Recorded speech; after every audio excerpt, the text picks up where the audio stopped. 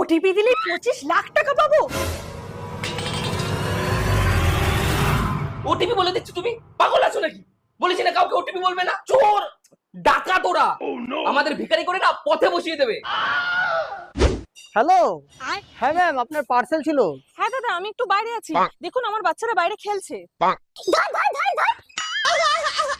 তাহলে ওটিপি? এই ফোন থেকে তো বুকড হয়নি, দেখুন ওদের কাছে ফোন আছে, ওদের থেকে নিয়ে নি।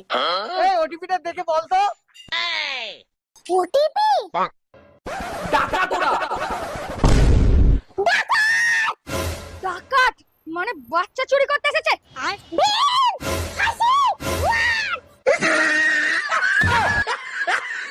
হে প্রভু